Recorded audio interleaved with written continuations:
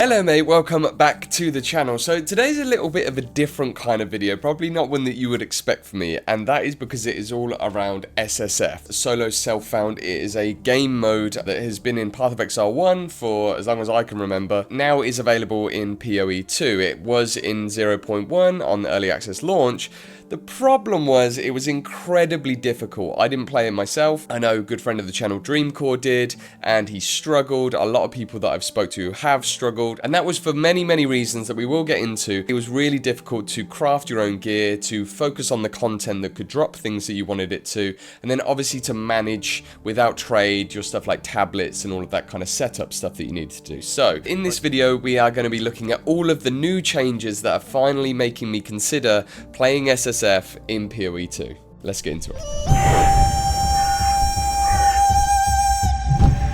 Alright, first up, and probably the most important part of this, is the introduction of recombinators. So the way recombinators is now going to work is that you put your 2 items in, and then you can select up to 6 modifiers from those items, and you're going to try and smash them together and get those mods on the outcome. If you select over 2 or 3 mods, your chances of getting the outcome is going to be worse and worse, down to essentially an impossible chance to get 6 mods on the item. Jonathan said it'd be about a 35% chance to get the item with the success of 1 mod from each of the 2 items. Now that might not sound like a very big deal, but from a SSF perspective, it's actually pretty huge, because it means that, say we get our item loot filter and we're dropping all of our, top tier weapons, our spears, let's say in this patch, and it's only got, 3 out of the mods we don't want, but one of the mods on that rare is a T1 physical mod.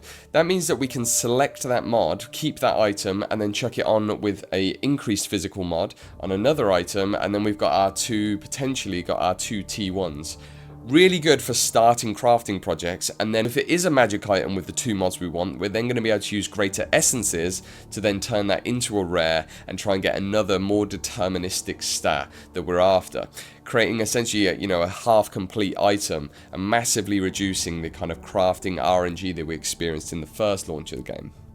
Compounding this, we're also going to be having access to way more essences. So this would be a problem if essences were in the current state that they are. However, we know that they've said they're going to be dropping way more essences, or essences are going to appear more often. We're going to be able to vial those essence monsters that are encased, giving us a chance to change the essences, upgrade them into greater or even these kind of super high rare corruption only essences, which we don't know what they do. And then on the passive tree, we're also getting more support, and those nodes for essences have been buffed, so we can more deterministically hunt down essences if we need to. Oh, and on top of that, we've obviously got the essence unique map, which we can hunt down on our atlas if we really want to get some essences from there as well. A couple final things to remember about recombinators. One, it is going to give us a way to recycle our failed crafts, and so we're getting more options there. And talking about failed crafts, we also have to talk about expedition and the ROG crafting mechanics that come along with it. So because of the nature of tablets changing, and we'll get into that a lot, but we're going to be able to much more deterministically get expeditions on almost every one of our maps, and we're going to be able to juice those a little bit more potentially. It's going to be less busy work. And so what that means is we're going to be able to get those artifacts in greater volume. It looks like there's some other buffs, we'll talk about that later, but if we have plenty of artifacts, then not only can we spend the artifacts on recombinating, but we can also generate bases that we have a lot more kind of influence on the types of mods that we're able to get using the ROG crafting system. So we're going to be generating bases which we can then smash together.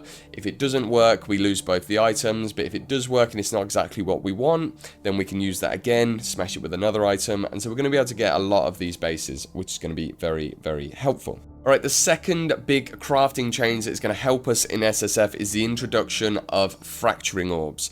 Fracturing orbs are going to allow us to take 4 mod items. But really, you want to do it on a 4 mod. You'll find a rare that drops with, that T1 increased physical damage on a weapon, or whatever stat you're really looking for on the right base.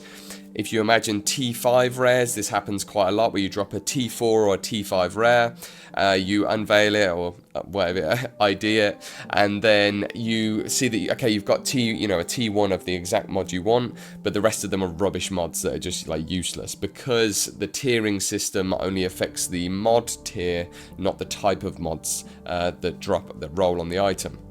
So with that rarity system in the game, the rare item tier system, it means we're going to be able to take one of those 4-stat items and then fracture it, try and lock that in, and then basically chaos spam. It's going to introduce chaos spam as like a kind of legit way to craft items. Let's say you spam a few chaos orbs on this thing, you maybe get lucky, you get a couple of mods that you want, and then we can start looking at omen crafting and how, okay, now we're going to have more access to omens. Omens are now going to be something that we can actually use, the average player can use as an SSF player, to maybe take an item that you've chaos spammed with a fracture into something okay, and then you can start to play around with it with prefixes and suffixes and all that kind of good stuff. Now, I don't think I'm completely delusional thinking that omens are going to be accessible for 3 reasons. One, they've said that omens are going to be much more popular. We've now seen in the patch notes that that is reflected in the fact that every ritual will offer at least 1 omen, potentially more. So it says there'll be a guaranteed omen in every single ritual, and then there'll be a small chance that you can gain additional omens in there. On top of that, we're gaining a doubling of the chance to get an additional omen on the Atlas passive tree nodes, which is going to be very helpful. And then furthermore, we're going to get a change to the tablet modifier that increases the chance for additional omens. That's going from, I think, 8 to 10% to 15 to 25% it is. So yeah, very powerful. All right, before we start talking about the content changes that are going to make a big impact, the third and final itemization change I want to talk about is runes and the introduction of talismans. Runes now have 3 tiers: lesser, regular, and greater, and that just means that we're going to have more flexibility as we go up through the levels. We're going to be able to empower our items a little bit easier. We're going to be able to fix our resistances mainly. Runes now also are dropping at twice the rate. They've doubled the rune drop rate. Next up, they've introduced talismans. So with the wisp system, where now we get these essentially like ghosts from POE 1, they're gonna drop talismans.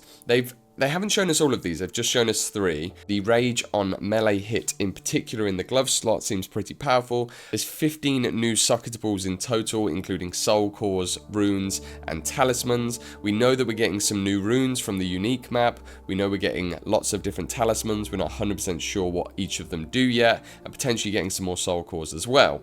So again, that's just going to offer us more flexibility and more chances to self-determine our build, fill in the gaps as we need to. Alright, the second half of this video, now I want to talk about how content is changing to support us going into SSF. The first part of this is going to be the changes to all of the Pinnacle bosses in the game. So T0 or regular difficulty of the Pinnacle bosses have all been made substantially easier. That scales with each difficulty being slightly easier all the way up to T4 being exactly where it is today. As our player power isn't at its peak, we're going to be able to more easily get through this content and then gain those points for our Atlas trees, which is then going to allow us to farm more stuff, enjoy the content a bit more, and also farm up what we need, whether that's catalysts, whether that's, emotions, whatever it is. We're going to be able to farm it a little bit easier and empower it a little bit easier. The other thing to note about the Pinnacle bosses in particular is that they've made them much more easy to reach. So it's going to take us less grinding of the content. We're going to get more fragments, more shards from doing the content, such as breaches or delirium mirrors, which means we're going to be able to get through that content more. It also means we're going to be able to farm those bosses more if there's a very specific build enabling unique that we need. Let's say it's Hands of Wisdom in Action or something like that. And talking of boss drops, there's 2 things to note on this. One is that obviously now all bosses of all tiers can drop those uniques. So even if we can't farm T3 or T4 yet, we still have a chance of getting that build unique that we need from farming up the earlier bosses. And the second thing is obviously the introduction of 3 new bosses. They were kind of already in the game. They've probably been worked on and improved. And they are the 3 corruption bosses. So that's Katash, Gore, and can't remember the other one, but the 3 beyond demons that are going to be there at the end of the corruption zones. And they are now going to have their own unique sets, which again is just another thing that we're going to be able to farm. So the second of the 4 points I want to make about content is the access to the nodes on the Atlas passive tree. So we now get 10 extra points to spend. The passive tree is also bigger, and on top of that, it looks like a lot of the nodes have been buffed in quite significant ways for this extra content stuff. Whether you want to focus on, essences, whether you want to focus on strong boxes, whatever it is, and we have no idea really what these strong boxes, the new strong boxes do. But yeah, we're going to be able to focus on what we want to do more, and also just, I think, generally get more juice out of our core Atlas tree, which is going to be good for us if we're not trading, if we're playing on our own and we want to focus on certain things at a time. Talking of something to focus on, we've obviously got Rogue Exiles as well. There is support on the Atlas tree for Rogue Exiles. We can increase the chance of them arriving, but also potentially chance of them having uniques or maybe being paired. We don't know the nodes that are on there yet. Paired might be a bit scary because they actually look quite compelling. They look quite difficult to fight from the trailer, at least. We'll see.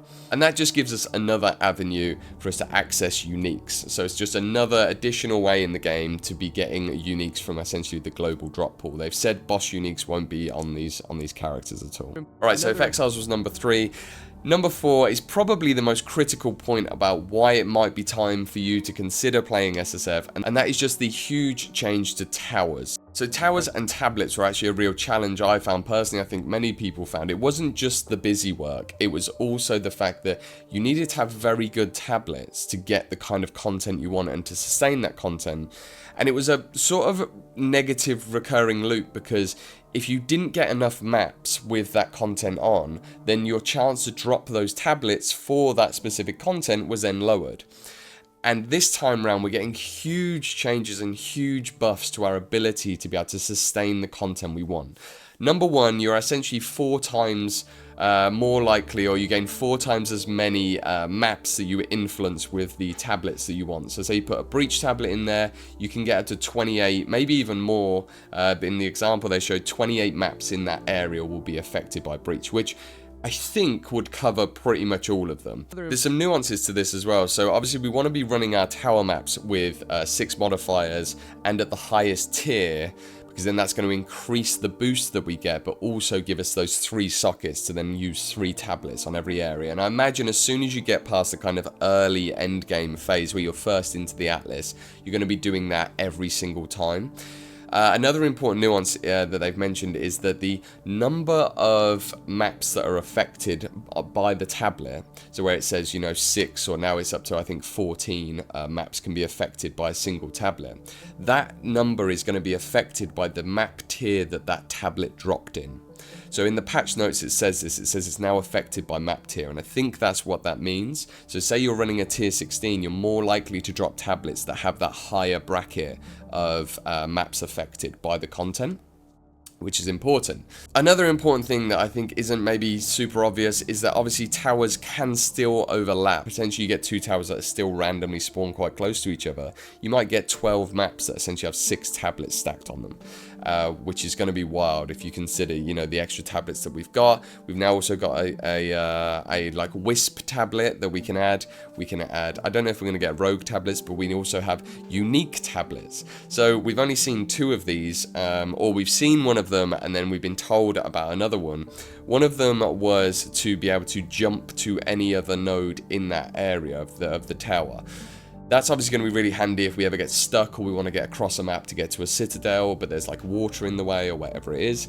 And the other one, which is like super broken, and I think Mark said it was essentially, you know, the most sought after one, probably the most powerful, is that you will be able to put a tablet in that will irradiate all of the maps in the area, and then you'll be able to rerun all of those maps unradiated. So you'll be able to complete any map in that area twice.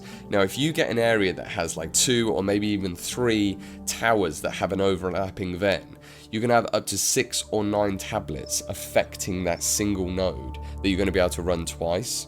Now if you get, you know, 8 nodes in there or something, then obviously you can see the juice potential for that is super huge, why I imagine it's potentially one of the most rare and powerful ones. Right, and the final point I want to make about towers and tablets and just the Atlas in general is that Waystone Sustain has now been completely changed, and this obviously from an SSF point of view, as you're progressing your character, especially on League Star, means that you're not randomly falling down. You can die more in maps. We can now actually die multiple times in maps and still carry on, which is great. But also, you know, it doesn't mean we're going to be losing our maps as much. It means we're going to be making steady progress to the difficulty that we can sustain, and we're going to be able to control that difficulty a lot more kind of consistently and a lot more predictably with the number of portals or respawns we want to allow ourselves, with the number of mods, etc, etc. So all in all, I think the main thing I wanted to like get across with this video is I think there's really big changes to the feel of the game and our ability to self-determine in the game, and the sense of agency when you're crafting, the types of content that you're doing, and be able to control those things, as well as having a lower bar generally for difficulty. So all of that stuff combined, I think, is going to make SSF finally feel like something that isn't just, you know, like self-flagellation and just an absolute, like, you know, walking over hot coals just to prove a point. I think there's a lot of people that came from POE 1 who jumped into SSF and then thought it was going to kind of just feel the same, or, you know, thought they were very comfortable with it, and I think they were let down. And so, yeah, I think 0.2 is going to be the patch to try it. We, personally, we're actually going to kind of do a bit of a hybrid. So this is something that, you know, you guys might decide to do with some friends and stuff, and we're going to give it a shot and see how it goes. We're going to do group SF. So we're going to be taking a group of players. I think at the minute there's going to be about 6 or 7 of us, maybe 8 of us. We're going to create separate characters that are on softcore trade, but it's like an honor bound system, so all of us kind of trust each other.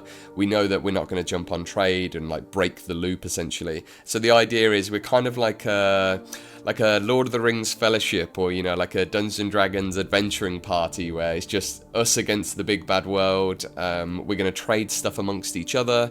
We're not going to be using the currency exchange, because we think with 8 of us and with the changes that I've talked about in this video, we're going to be able to farm the stuff that we want to get. And where, you know, any of us are getting stuck, we'll help each other out. And I think it will just feel very, very different, and that's the kind of experience I really love. I would absolutely love it if they brought like group SF into the game. We have private leagues in POE 1. Private leagues will be coming, apparently will be coming to POE 2. And just the idea of, yeah, I'm really into that kind of like 4-party play thing. So yeah, that's an idea. If you want to ask me more questions about that and how we're going about it, then jump in the Discord, or, you know, just ask me in the comments below. But that's my rant about SSF. Maybe something to consider as you're looking for something new in this league, and maybe just a new challenge. If you've never played SSF before, it might be something, you know, maybe now's the time to give it a shot. And you can always just jump back onto standard and you know, go unself-found afterwards anyway. So it's not like the end of the world if you decide you want to start trading. You can always go from solo self-found and then move over to the standard league, or the standard league, the softcore version of the league, I should say. Anyway, as always, mate, thank you so much for watching. Friends, exiles, I will see you in the next one. Ta-da.